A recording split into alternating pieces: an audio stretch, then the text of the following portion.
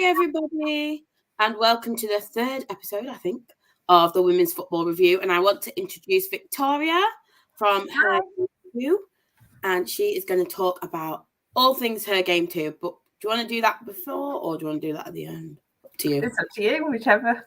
We'll just rattle through the results because it's been a big weekend. I've got it all written down, some screenshots, some on my phone because I just literally can't remember anything. So, on Wednesday in the Women's Super League, Chelsea beat West Ham 2-0. The scorers were England and Cuthbert. And you can't get the names of the scorers of any goals in the Women's Southern and Northern Premier. Because you can't, unless you literally go on the Instagrams and stuff. Because we've been saying this, you can't get match reports, anything. And it's a bit of a shame.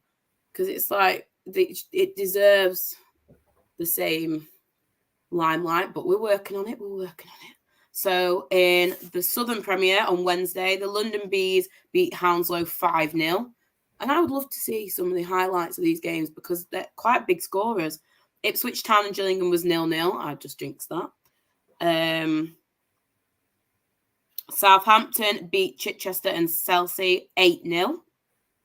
Which is a big score. See, these games sound so exciting, but you can't find anything out about any of them. Yeah, it is a shame, isn't it? I mean, there's obviously the WSL's covered on most stuff, but anything lower than that, and you've got no hope. But it was like that about the WSL a few years ago, so at least we're moving in the right direction. Absolutely. And in the Northern Premier on Wednesday, West Brom lost 3-0 to Wolves. Brighouse Town beat Huddersfield 1-0. Burnley and AFC Fylde was a 2-2 draw, and Derby beat Stoke 5-0. I turn over my page. On Thursday, in the Women's Super League, Arsenal beat Brighton 2-1, and Beth Mead and Midema scored. And Beth Mead, I just want to highlight her at the minute. She is absolutely rocking at the minute. She was going to be my player spotlight this week, but I did change it, but you'll see why later on. And Arsenal are now 4 points clear at the top of the Women's Super League. I think they are going to win it, but you never know. And the Northern Premier on Thursday, Nottingham beat Sheffield 2-0. And in the Southern Premier, Cardiff beat Keynsham 2-1. And today, we made it. The Women's Championship, Rich will be buzzing because he's a Crystal Palace fan. Crystal Palace beat Lewes 3-1. They are now back in third, so they are 1 point away from second place. So they were in third, then they slipped down to fifth, and now they're back in third. That Women's Championship is really, really tight. And this is why I think it deserves more exposure, women's football, because it's so exciting, the Women's Championship especially. And Crystal Palace women, it was Baptiste, Wilson, and Haynes scored a pen in the 96th minute. And then for Lewes, it was Hazard that scored, and they also had a player sent off in the 94th minute. Palace, I'm going to practice my... see, there you go, technology. Yeah, so Palace are now back in third. And in the Women's Northern, Burnley beat Derby 1-0. AFC Fylde and Wolves was a 1-1 draw. Stoke beat Sheffield 2-1. Loughborough beat Brighouse Town 5-4. That sounds like an absolute cracker of a game. And I just wish we could see more because that sounds like an absolute cracker. And Hull City and Middlesbrough 0-0 draw. And in the Southern Premier, Hounslow, who have 0 points this season. They have not got a single point this season, lost 1-0 to MK Dons. Oxford United beat Portsmouth 3-1. Cardiff beat Chichester and Chelsea 3-2. The Crawley Wasps beat Keynsham 4-2. And Gillingham beat the London Bees 2-1. Let's just do the tables before we head to the FA Cup, because it was FA Cup weekend. In the Women's Super League, you've got Arsenal up at the top with 29 points. But Chelsea have got 25 and they're in second. So it is tight. And then Manchester United are third with 24. So that's really tight at the top of that table. Tottenham in fourth and Manchester City in fifth. I'm losing myself. In the Championship, Liverpool are absolutely flying in the Women's Championship, 32 points. And then Crystal Palace, they're in third. And the London, I want to say London Bees, it is, are in second with only 25 points. So they drop some points and Crystal Palace keep going. Crystal Palace could find themselves in second. And down at the bottom, you've got Coventry with -4. They are, I think they're done at the bottom of that table there. But Liverpool, absolutely. They'll be in the Women's Super League next season without a doubt. And the Northern Premier, you've got Derby, top of the table, and Hull City at the bottom with just 3 points. And then the Southern, you've got Hounslow, like we said, right at the bottom. They have not got a single point this season. They are struggling this season. And then you've got Ipswich Town sat at the top with 41 points and Oxford United in second with 37. So it's so exciting. And I just these tables and these leagues are really exciting. I just wish there was more exposure for them. But it is, like you said, the Women's Super League was there once. Yeah. So slowly but surely we are getting there. So this weekend, like we said, has been FA Cup weekend. So Aston Villa lost 3-1 to Chelsea.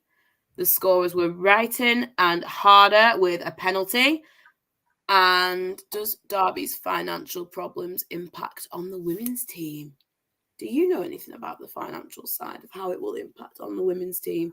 Surely. It depends. I guess if they are an official part of the club, then yes, it will absolutely impact on them. But Sheffield Wednesday, I know our ladies team aren't part of the club. They actually have to pay subs to play for Wednesday, or they did. So, yeah, I wouldn't know. I think I'd imagine if it's part of the football club and the business that's going into administration, then yes, it will affect it. But it might also be run as a separate company. So, yeah. Because it's awful. It is awful when you see clubs really struggling financially. And I know this is the women's football review, but I just want to shout out Wayne Rooney because, and that's disgusting to say as well. Yeah, I was going to say, I have absolutely nothing to say on that matter as a Sheffield Wednesday fan. But he apparently was approached for the Everton job and did turn it down, so he wants to stay at Derby. And that is massive because I think that's a big statement from him. And I absolutely hate him. We'll never get over everything that he did to Manchester City, but I just thought we'd mention that because that's massive. And we're going to talk a lot when we do the player spotlight about people sticking with clubs during difficult times. So it was the 4th round of the FA Cup as well. I don't know if I said that. And then Manchester City women beat Nottingham Forest 8-0. Absolutely. Wow. Oh, that is my boyfriend with that comment. Because he's a United fan. But someone has to be, don't they? So the scorers were Caroline Weir, Khadija Shaw scored 2, Angledal Stanway, and Georgia Stanways has made a new record. She is Manchester City's women's all-time top goal scorer on 64 goals. That is massive, and she scored a hat-trick. And then Lauren Hemp got on the score sheet as well, so that was a big, big win for Manchester City. Arsenal women beat the London City Lionesses 1-0.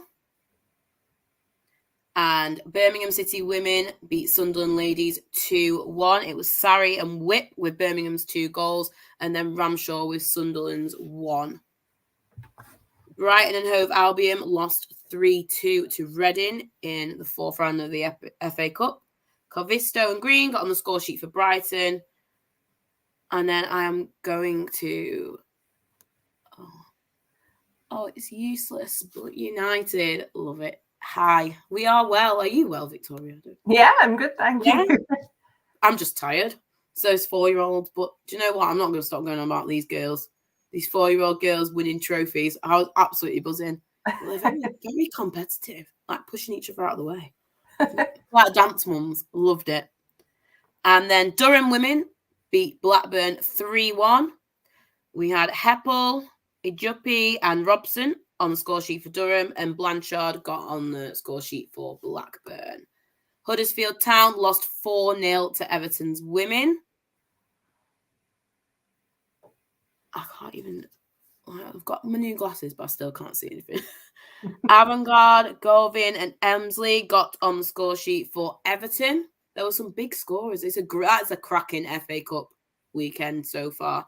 Plymouth Argyle women lost 6-0 to Charlton Athletic. Wow. It was Rowe, Fox, Roche, Robinson, Sampson and Ross on the score sheet. These are massive, massive results. So it's like a proper FA Cup. You can't have an FA Cup weekend without proper massive results. West Ham women beat Sheffield United 4-1. For West Ham, it was Phyllis Walker, and I cannot say her last name. Brinjar's daughter. Is that right? I have no idea. I'm going to go with that being right. I couldn't be a commentator because I wouldn't be able to big up the panel and everyone in the chat. I like having a guest. I feel like a proper professional news reporter. Southampton women beat Bristol City women 1-0, and Ella Morris was on the score sheet.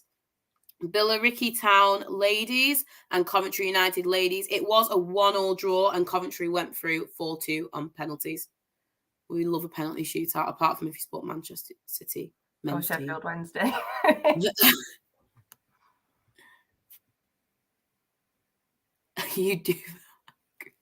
You do fine at Coventry. Oh, okay. Yeah. See, my accent. Oh, no. Everyone says I sound really posh because I am from Manchester, but I don't sound like I'm from Manchester at all, I don't think.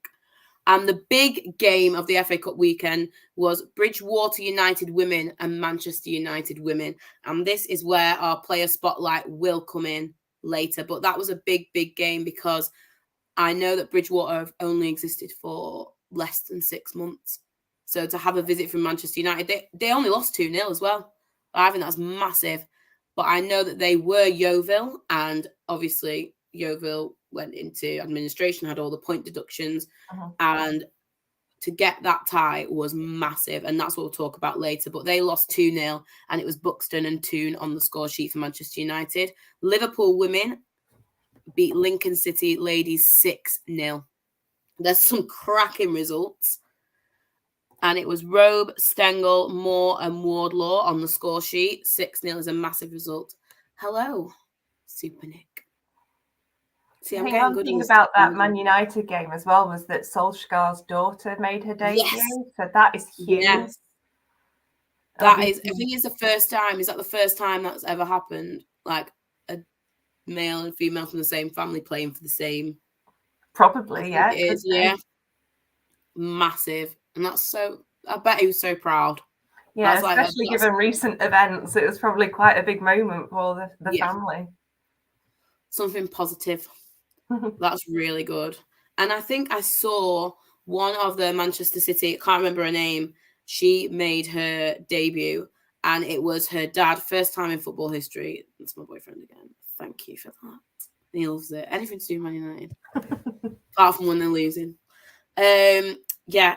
And he put a picture of his daughter and he was saying like proud dad moment, my daughter making a debut for Manchester City. And it's just nice. Obviously it's nice to see any family members, but it's nice to see dads, especially supporting their girls playing football. It's massive. It's so important. And we are still on the FA Cup. Leicester City women beat Spurs 3-1. It was O'Brien, Howard and De Graaf on the score sheet for Leicester. And that is the FA Cup weekend. So there were some massive, massive results there. And we're going to talk about the magic of the FA Cup. So that was Manchester United going to Bridgewater. Obviously, after the loss of the Women's Super League side Yeovil, they've only existed less than 6 months. Let's see, this is where I've written everything on those different pieces of paper. So Bridgewater have joined forces with Bridgewater Town, the men's team, to form Bridgewater United. And I thought it was dead good. If you go on their website, it's all one website until you click on the specific teams. And so they used to be Yeovil. And we're going to talk about Amy Goddard, who is the defender and she is captain. So she called this a dream match. So she actually played for Yeovil as well. So they got a 10-point deduction for going into administration. Right. Which, bit of a salty subject. How are women's FA Cup prices versus league prices for tickets? Do you know what? I have to do a quick Google search because I've not actually really looked at the price of the tickets.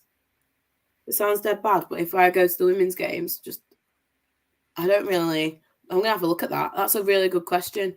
Ticket prices, cup compared to league, because I know a lot of the men's teams have actually been in the spotlight recently they've been slated for dropping their, No, I'm curious too now to look at the difference between them, because I know the men's teams have actually been slated in a weird way for dropping the prices so low. Then being said, it's because they can't fill the stadiums, but they're actually making it more accessible, because you do for FA Cup games, for men's and women's, you get more people going to watch. Yeah. I will do a quick Google search when I hand over to Victoria to talk about her game too, because that is a really good question actually, because it's something you don't really. I'm too busy watching the games, looking at the scores, but that's a good question. Because it is about, we were talking last week on the show about how people are saying that women's football needs to be better. We need to get bigger crowds, but you can only do that if you make it accessible. But then you still need the funding to be able to make it better. So it's just a vicious circle, isn't it? It is hard, isn't it? Yeah, because you need to make it accessible, but you need to make the money. And I remember when I went to see, it was the first Manchester derby in women's football, and it was at the Etihad, and it was full virtually.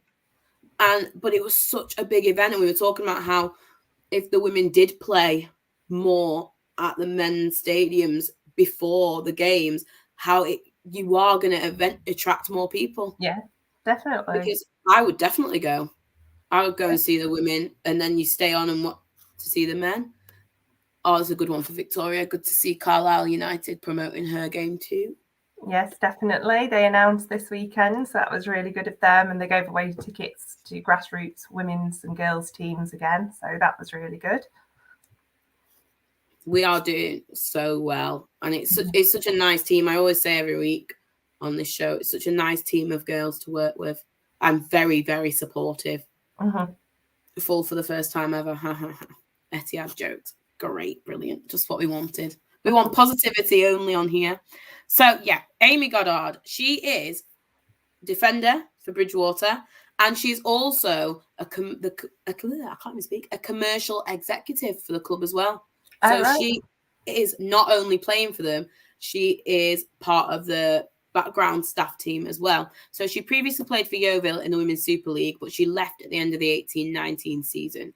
And she said, if the staff have been how they are now at Bridgewater, she doesn't think that Yeovil would have had the problems that they had. And I think that's quite an interesting thing for her to say.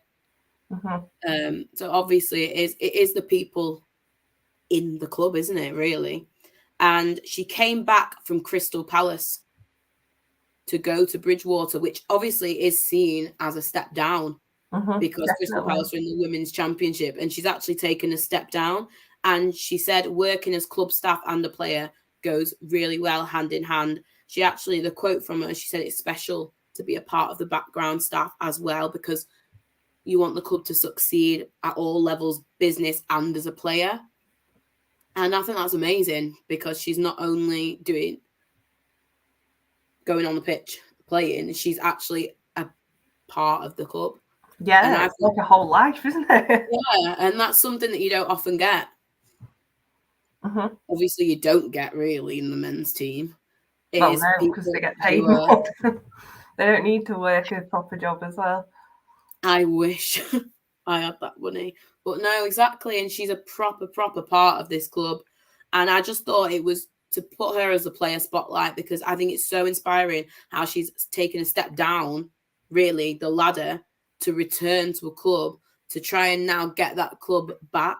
And she's not just returned on the pitch as a captain, she's returned as a proper integral part of the club. She said she includes the reasons for going back is the direction the club is going in and the vision for the future being so bright. And I think that's just so special. And I think it takes a special person, especially in women's football, like you said about the wages, a special person to step down from the women's championship.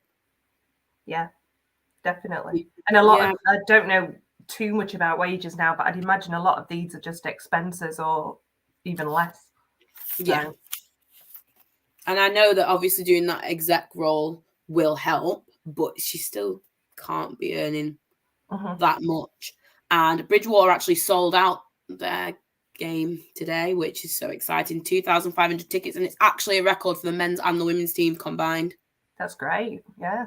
A sellout. And she said that she was looking at United as like an example. Obviously, she said they had more funding, but they've not been in the women's. What am I talking about? Yeah, they've not been in the Women's Super League long. They've not existed long. And she said that she's actually looking at them as a model of inspiration. And I think that's really amazing that she can say, I'm going to look at this and I'm going to help the club not only on the pitch, but in the background as well. And that's why I wanted to highlight her, because not many people in any jobs do that. So people just usually focus on what they're there to do. And I think that's amazing. So she's only 23 as well. Wow. So she's hopefully got a long career ahead of her that she can see the club back to what it was when she was last there, I guess. That would be amazing. So she played at Bristol and then she went on loan to Villa. Then she went to Yeovil 2018-19 season. Then she went to Crystal Palace and now she's back at Bridgewater. And I just think she's just so motivational and inspiring, especially to young girls. And to anyone, really, if you get knocked down, that you can keep going and to not give up and to not just say, oh, the business is failing, I'm going to just leave. To just actually say, I'm going to knuckle down, I'm going to get stuck in, I'm going to help. Yeah, especially with the role she's doing, because that'll be one of the key things, won't it? Just bringing in revenue to the club. Yeah, I think she's amazing. And I couldn't believe it when it said she was 23. To have that kind of drive at 23, I think is massive. Really important. So that is Amy Goddard. Big player spotlight on her. So big news. I was writing capital letters. We're going to talk about the landmark change in football for female footballers in England, who will now... Question for the panel. Did you play growing up? So I remember my mum made me go to this football camp. Literally made me go. Because I'm a dance. I liked football. I'm not playing it. I went to this football camp. It was supposed to be a week. I did one day. Cried the whole day. And never went back. That is my football playing experience. Mine was the complete opposite to you. So I was absolutely obsessed with football and playing football. And my dad was a footballer when he was a lot younger. He retired through injury when he was in his 20s. He was at Sheffield United. And so it's just always been something like a practice. I used to play on the back garden all the time. I remember when my mum and dad moved to their house, they had the garden sort of like, it was like a bomb site when they moved in. Like there was literally, it was just a building site. So they had the garden made so that the steps lined up as goals and stuff. So I could literally play all the time. But my mum wanted me to be a dancer.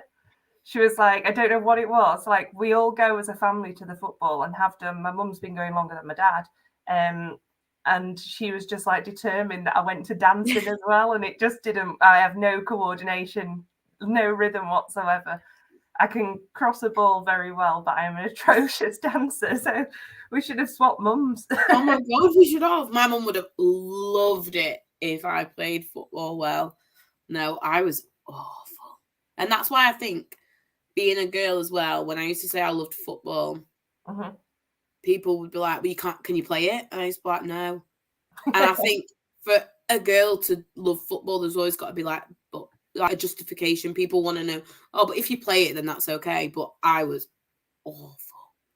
Yeah. And I still wasn't do very good, but I played for quite a few teams and I played like for South Yorkshire and stuff like that. But I think that was probably because there weren't many other people that wanted to play. I don't think I was particularly any good.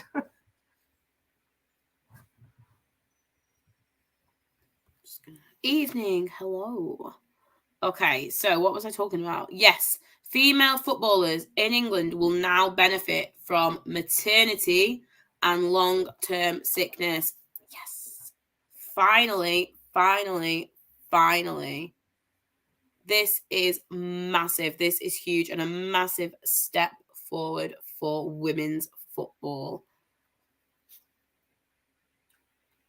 It is. I think, especially when, you know, we look at maternity leave in normal jobs and stuff like that, and you forget how physical being a footballer is. So, I mean, if they're a full-time professional footballer, I think it's 14 weeks maternity, I believe. And if you think about it, that is a lot to put your body through to then go back training full-time.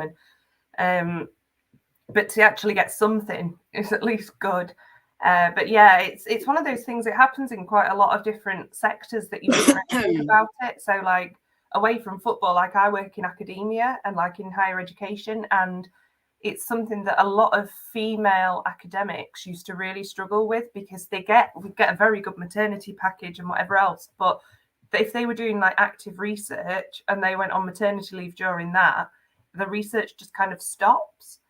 And that wouldn't happen for a male academic because he would come in after 2 weeks and whatever. So I know at my university now, they actually have funding in place that you can apply for to get someone to cover your research. So it's things like that you just don't realise. I didn't until I worked in a university, like how important it can be. But as a female footballer, to go from having a baby, and don't forget, not everyone just goes 1, 2, 3 push and the baby comes out. You know, some people have really horrendous childbirth. And, you know, obviously hips change and things like that. It's a natural thing. So I think it's an amazing to have it recognized. Well, I know they were saying that it takes a long time for even the best players with the best access to the best staff to come back, like you were just saying, from pregnancy. So for everyone else, double that time. And it was MP Julie Elliott that was part of the debate, and she was saying it was a debate on women's experiences of playing football in England, and this change has been agreed by the Football Association and Professional Footballers Association. The details have yet to be finalised, but it's just a massive step forward. And the FA, I've written it down, said in March 20 that maternity provisions were not in its standard player contract and was actually at the discretion of the clubs. So to go from that to where we are now, because people I think that women footballers, well, obviously there is people that still say all female footballers are lesbians. They're not going to have babies, not going to have families. It doesn't matter if they're a lesbian or not. They might choose to have a child.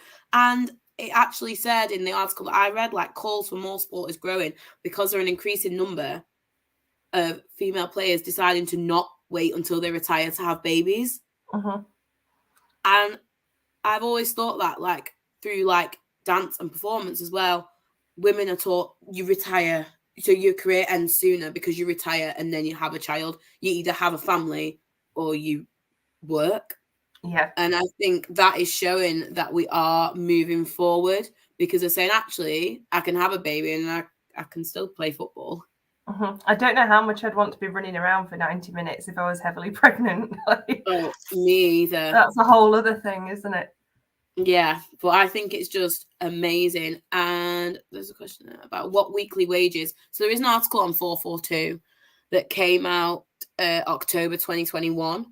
And it says in the Women's Super League in England, the average women's footballer salary is thought to be around 30,000.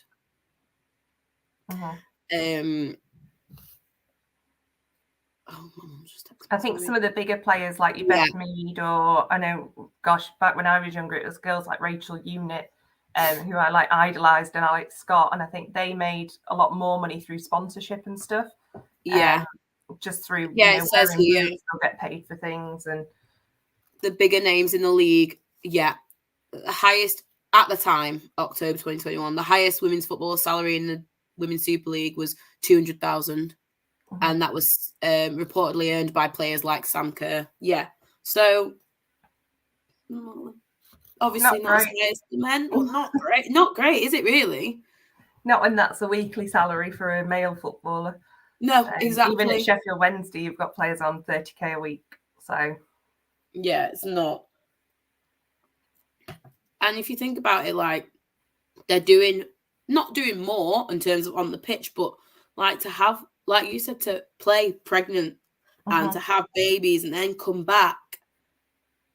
It's a big thing, and it is, and they deserve more credit and respect for what they do, these women, because I couldn't do that. No, there are a million things that I think, like, it was all fun and games playing in my local team when I was 17, but if you think about now and just the way that our bodies work, and, you know, some women have periods and they don't want to be running. I certainly wouldn't want to be running around, and you certainly wouldn't want to get into a tackle with me if I was on. My God, I'd break your legs. But I think there's so many different factors to it, and unfortunately, it's like a lot of things in life have all been planned around men, and so it is a work in progress, and they're obviously the FA and the PFA are obviously working towards it. And that's, you know, steps like this with the maternity leave are huge. But there have got to be other ways that they look at things and how they manage things for them. And I think it's only something that they can learn and grow with. And like I said, it's a shame that we're still not at the level that we should be. But we're a lot higher up than, you know, I mentioned Rachel Unit. I'm sure most women my age or people my age wouldn't have actually heard of her. It was only because I watched football. And obviously Alex Scott's quite famous now because she does TV presenting, but she was actually a really, really good footballer. So, yeah, things are changing. That's one good thing. Yeah, they definitely are. And I think it's also like education. Like we always talk about, don't we? Like the chants and things like that. It's not just football and the game and the wages that need to change. Also, the fans need to change as well. Like you still get up your girl or good question, and things like that. And there was the one that I saw, I think HerGameToo might have tweeted it, but get your tits out for the lads to female fans. Like why is that a thing? Like you wouldn't say that walking down the street. So why, just because you're at a football game, do you think that that's okay? There's a question for you here.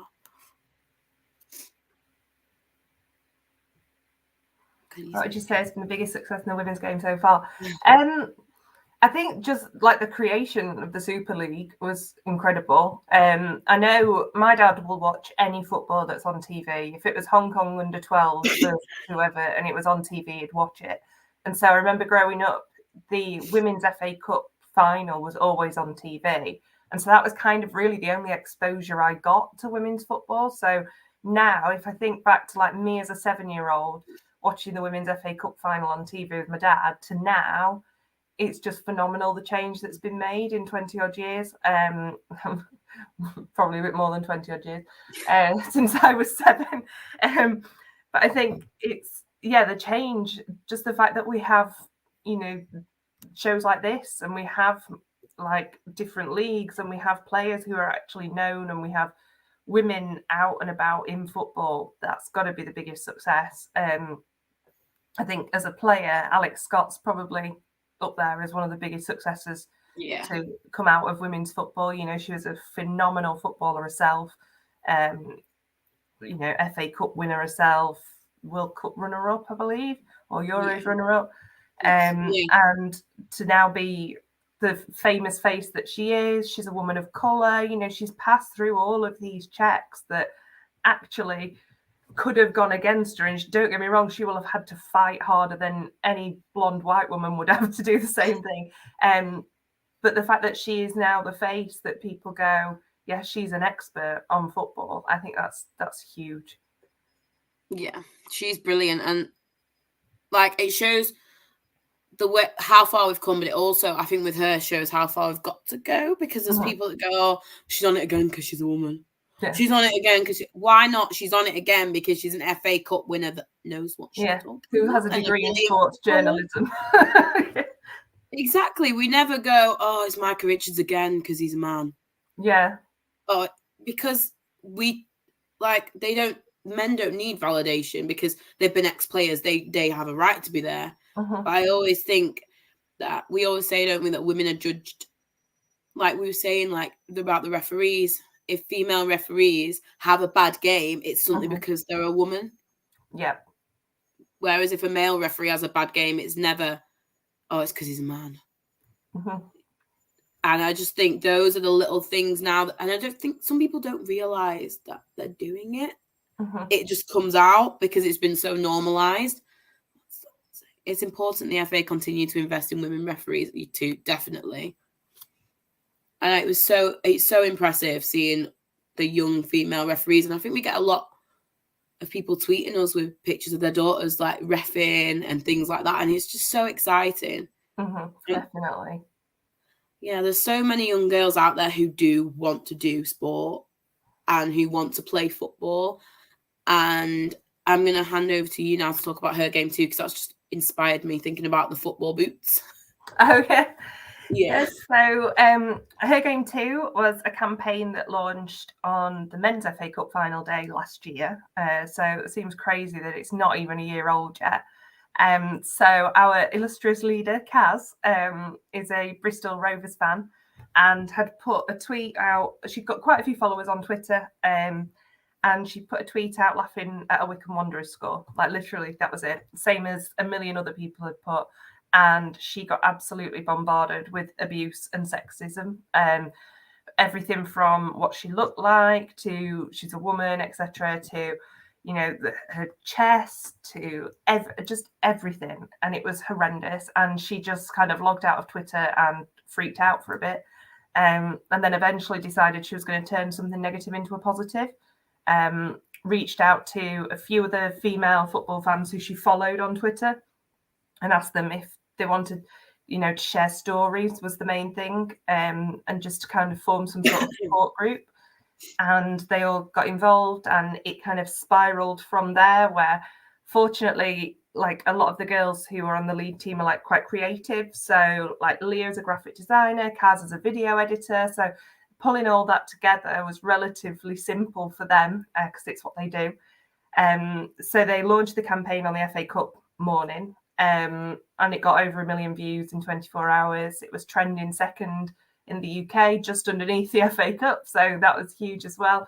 And it just gained traction from there, really. And I'm on a Sheffield Wednesday podcast, and I do quite a lot in the media about Sheffield Wednesday. Out your podcast. I'm on the Wednesday week. So it's pretty boring if you don't like Sheffield Wednesday. I mean, it's pretty boring if you do. So I've been on that for about 6 or 7 years now. I'm usually the only woman on it, but we have a different guest. We try and be as diverse as we can. Sorry, my dog's just come in the room and she's like wandering around. I don't know what she's doing. So through doing the podcast, I've done quite a lot of media stuff, and I've got quite not a large following, but quite a decent following on Twitter, and I get so much, or used to get so much abuse, and the terms that I was always called were never terms that you could call a man, if that makes sense. So, I mean, I don't really want to repeat half of it, but there was a point where we just got Darren Moore in as the Sheffield Wednesday manager. And a friend of mine, Chris, who's a journalist, it helps that I used to work in journalism as well. So they always ring me up because it's a mate doing a favour. In fact, we have like a joke in my office, like as soon as Sheffield Wednesday signs somebody, my phone just goes crazy all morning. And it's like, this literally isn't my job. Like, stop it. It's your job. But yeah, Chris had rung me and said about Darren Moore, and obviously he's known as like the nicest man in football, and it was a really big sort of managerial appointment for us.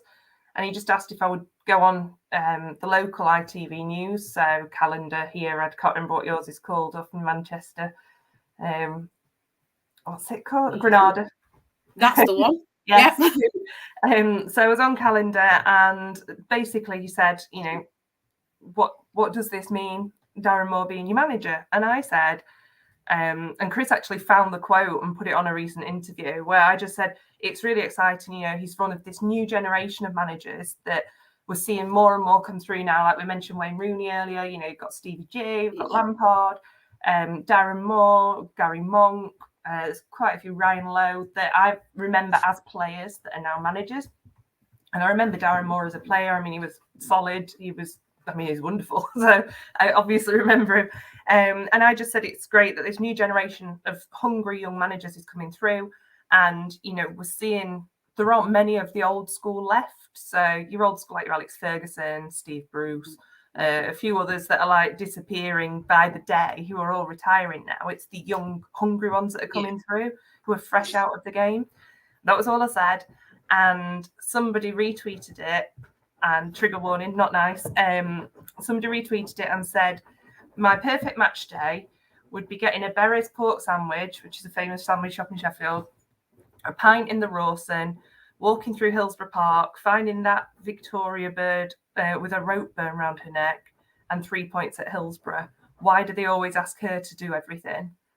And I was just like, wow, what? Yeah. Like, that was just, all I'd said was that. And then somebody else commented saying, young and hungry manager, what a stupid, blah, blah, blah. We've just got rid of Gary Monk. He was young and hungry. Does she know what she's talking about? And it's like, I wasn't talking about Gary Monk. I was saying that Darren Moore's come in and he's young and hungry. And it wasn't even like I was being negative. I was being really, really positive about it. So I mean, it was the middle of lockdown. I was already, you know, I live on my own, apart from my little dog that you can hear in the background. And that just, it felt like a personal threat. It almost felt like a death threat because I live near Hillsborough Park. And I thought, this man who hates me so much to say those things that, by the way, got 32 likes. That 32 sticks with me.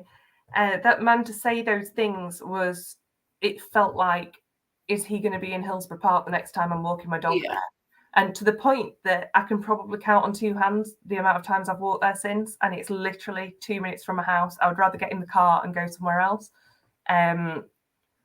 So I just shut down everything. I restricted my Twitter for a while, logged out, changed my name on Facebook because people used to message me on Facebook calling me names. I once said something about Sheffield United. I can't remember what I said now, but it was in a positive light. Because as much as, you know, we're rivals and whatever else, I don't care less about Sheffield United. I'm not a Leeds fan. That's my thing. Sheffield United can do what they want. I just don't like Leeds. And I think that's probably most of the country apart from Leeds. And I can't remember what I said, but somebody replied saying, imagine sucking off your nearest rivals as much as this girl does. Has she not had this? Has she not finished? Has she not been through the whole blue side of Sheffield, and now she needs to go on the red side or something? And these are usually, apart from one woman who has it in for me, who's called me a whore publicly, they're usually men, and they're usually young lads. And I literally, you know, if you were drawing to a policeman a suspect, they all look exactly the same.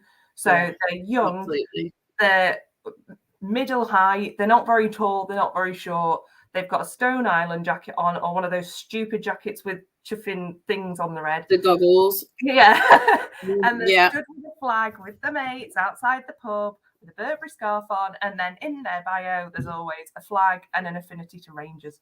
And I get literally the same people every time. Nothing against Rangers, obviously. It's just like a blueprint for who these people are. And yeah, I was completely at my lowest, like my absolute lowest.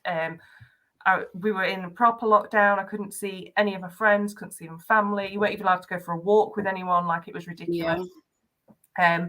And that in the back of my mind was just vile. It was just horrible. And I just didn't sleep. I was just a wreck. And I spoke to my friend who is one of the other like main hosts of the podcast that I'm on. And he said, he was like, look, you just got to come off everything. Just, you know, take some time, build yourself back up again. He used to ring me every day. So he lives in Brighton. So obviously with lockdown, I couldn't see him. And it wasn't until about 3 months later that I got a phone call from Radio Sheffield. I'd told everyone I wasn't doing anything else. The guy, Chris, who got me on ITV, was beside himself that this story, like, obviously he felt terrible, and it was nothing to do with him. It was just, I got a phone call from Radio Sheffield, and she said, before you put the phone down, I need you to know this is about a campaign that I think you'll really want to hear about. And I'd seen HerGameToo briefly on the day it was launched, but because I wasn't using social media much, I'd not really paid attention. I knew it was around then. Someone had tagged me in it. It was the video, wasn't it? With the signs. Yeah. So I didn't really I'd not looked that much. And I think also the replies to that from some of the people would have been too triggering as well. So I took this call from Radio Sheffield, and it was with a lady called Paulette, who's a presenter there who I've known for years, and she had Lucy on, who is one of the co-founders of HerGameToo. And they were talking about the campaign and about all the differences it was making, and then asked about my experiences. And Lucy and I talked for a bit on there. I felt really bad because Lucy was the one that was on, and Paulette was asking me stuff, but I think it was because she knows me personally and she knew how much it affected me. And so from then on, I kind of came off that night and emailed straight away and said, look, I want to get involved from Sheffield Wednesday's point of view. I need to do something because, this isn't right. And it's constant. And it's none of the other female Sheffield Wednesday fans that I've seen. There are a few that get it, but nowhere near as much as what I see that I get. And yeah, that was it really. I kind of got involved from then on. There's, how many of us are there now? About 17 of us? Yeah. There's loads. So there's the 12 original girls, and there's quite a few of us that have come up on board, including yourself as ambassadors. And we're just trying to grow. We've now got a Premier League club. So Everton were our first Premier League partner, which is just amazing. I got Sheffield Wednesday to partner, which whenever it comes up on the scoreboard is still really emotional, and people still send me pictures of it like I don't know it's happening. And yeah, it's just going from strength to strength. And I think whilst it started as a campaign to be supporting women to support men's football was the main idea, I think all of us have kind of got a vested interest in women's football now. We're all getting more and more into it, and it's something that I think we've all agreed we're setting up as a community interest company or something, and anything that's not profits, that when we can raise money, and what we've been doing with our merchandise is going towards grassroots girls footballs and women's football teams. Because I think whilst we've said earlier we didn't play it, you alluded to it then, and it's still the case that unless you've played football, sometimes people either don't take you seriously or you don't understand the rules as much as you might do, because there's nothing better than when you say you like football and some angry man in a Burberry coat says, oh, go on then, explain the offside rule. And you go, all the time. Yeah. And when you can, that shuts them up. So I think for us, it's a way of empowering girls. And I certainly can't play football now. Gosh. My knees are terrible, like porcelain. But I think for me growing up, that gave me some sort of empowerment into being involved in football. I think it made me feel like a part of it. And when my male friends were playing football on a Sunday morning, so was I, and I didn't feel as left out. So I think for all of us, it's about getting little girls involved. And even if she joins a team and doesn't like it after a couple of months, fine. But at least now she's got the bug and she wants to go to the games. And it's understanding that football isn't a TV show, it's real life. And you see these beautiful videos of dads taking their kids up to the stands, or mums holding hands with the kids as they totter up. And that's where we need to be going. Yeah, absolutely. So we're a year old in March, isn't it? The FA Cup. March is International Women's Day. I've got that many dates around that I've got to book off work because I know it's going to be crazy. And yeah, it's just going crazy. It's going from strength to strength, and hopefully we'll get your beloved Manchester City involved. And I know obviously we're having loads of conversations with different clubs at the moment, and it's just amazing. We've got a club in Prague that are going to put us on their shirts, which is incredible.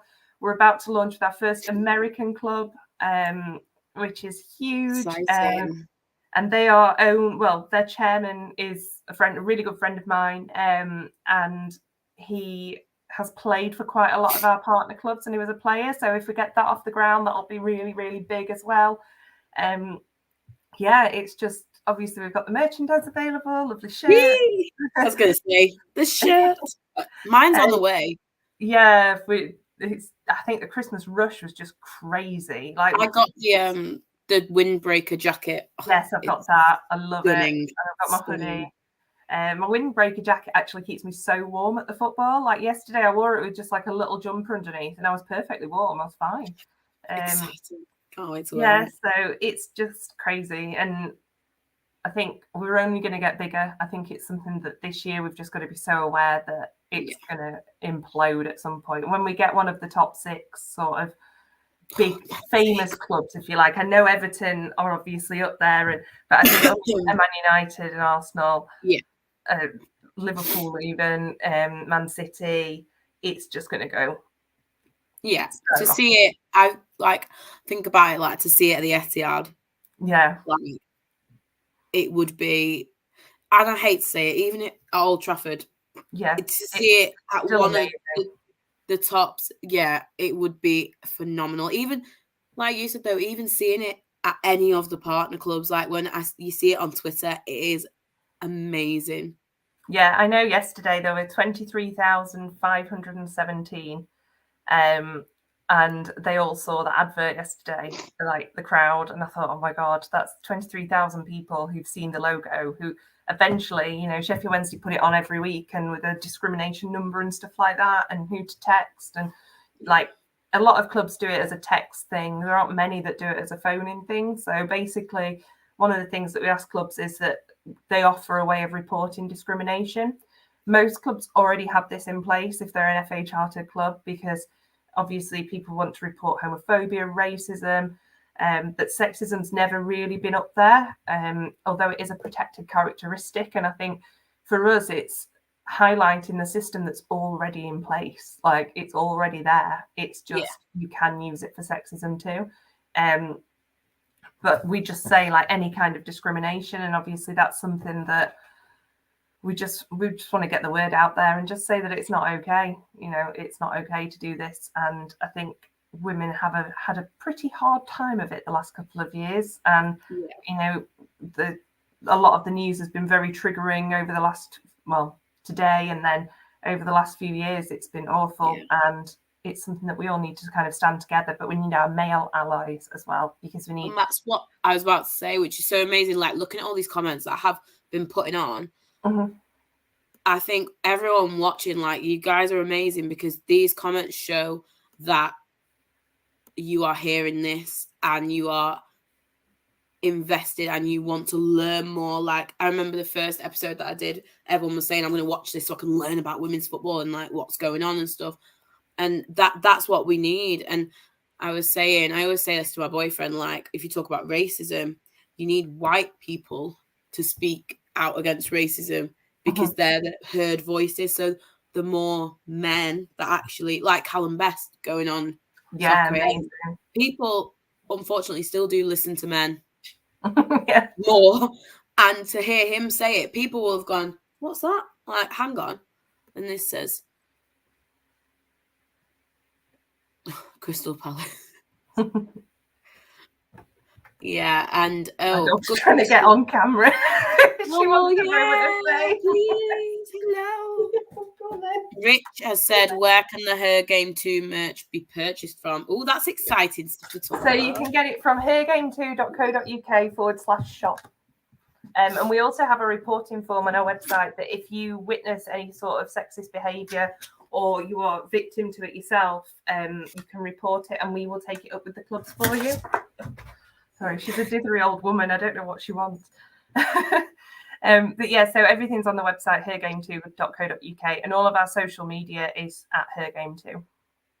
Yeah, and we just got the new football boots, which I think are very exciting. Yes, so we have Adidas football boots, which is amazing. So with a company called Secure by Jock, we've got our own branded football boots. So, and that they're not cheap, but they are Adidas. Although I say that, but actually I'm going on what football boots were 20 years ago. They are just the same price as normal football boots. But they also have a PayPal interest-free option where you can pay it in 3 installments. So that makes it much more affordable for everybody as well. They're stunning. They're based off the rainbow style, but with our colours and with the little HerGameToo logo on the back as well. So, I mean, it'd be amazing to see some female players wearing them, but obviously to get some male players wearing them as well and be strong allies would be great. This is a question that we said we weren't going to talk about, but I thought I would highlight the question anyway. What are your thoughts on the alleged rape and assault by Mason Greenwood? We said we weren't going to talk about it too much, but I think some of the comments that I've seen are very, very worrying comments that are more concerned for him ruining his career than for what this poor woman has gone through. And I think that shows how far we've got to go. People that are more like, oh, he's ruined his career. Right. But he's literally destroyed someone's life. And I think the comments have been disgraceful. I agree. As far as football goes, we were talking on my podcast group chat this morning, and it's me and loads of guys on there, and they were all like absolutely horrified. And the law is not in favour of women a lot of the time. I know that from personal experience, and it's something that's not wrong, not right. Will it change? You only have to look at the vigil for Sarah Everard last year, and the law was definitely not on the women's side there. I think she's so brave for what she's done. I hope that she gets all the support that she can. I think football itself needs to take a big look at itself over this, and especially with how it's handled, because I can name off the top of my head probably 3 or 4 players over the last few years that have been involved in very similar situations and carried on playing in the Premier League. When you look at people like, sexual assault from Titus Bramble through to Niall Ranger played at Sheffield Wednesday for a while, and obviously he was accused of a few things. And there's got to be a line drawn where just because someone can kick like a ball of leather around does not mean that you have some sort of autonomy. Exactly. In any other job, you would be gone, done, finished. Yes. And I think we were saying that like about the Benjamin Mendy thing, like in any other job, you'd be gone, finished, see you later, kicked out the door. But there seems to be this glow around these men. It all comes down to money at the end of the day. It's all about money, and that's something that, we've got to put a stop to, and clubs have got to change how they deal with these things. Obviously, everybody's innocent until they're proven guilty, although I'd say it's pretty damning, the evidence so far. And obviously, if he isn't guilty, then he should support. But I think we don't do it properly at the moment in football. Obviously, there's been some cases where there was one player, obviously don't want to name names, but there was a player who was accused of rape who was sent to prison for rape, and their defence got them, they weren't found innocent, they were found not guilty, which is different. But they used her sexual history as a reason to get him off, and that to me is just like completely irrelevant. But it's something that football as a whole has got to look at. And it's not right. And I don't like the point scoring that I've seen from a lot of Manchester City fans who are going, oh, well, United fans say this about Mendy, we're going to say this. Absolutely. That is that. And like you said, it's the boys with the goggle jackets. And literally this comment says people spent their day trying to speculate by asking questions of why he did it, not realizing how that contributes to the problems of why women don't report. Because people think, oh, if I report it, people are going to ask me why I did it, or they're going to point score. Like City fans saying, oh, we can chant about that now. It's like, no wonder people don't speak out. And like you said, there seems to be this, you wouldn't talk about singing songs about the man down the street doing something like that. No. So, and you'd be horrified if it happened to I saw that tweet that said it shouldn't matter exactly if it happened to your sister or whatever, any woman, but why is it suddenly funny or song-worthy when it's a footballer? Yeah, exactly. And it's just, we've got a long way to go. Football has. But I'm just so grateful for everyone that has watched tonight, because the comments have been amazing and people really care and this fills me with hope that things are going to get better. So, Victoria, do you want to promote your social medias and stuff?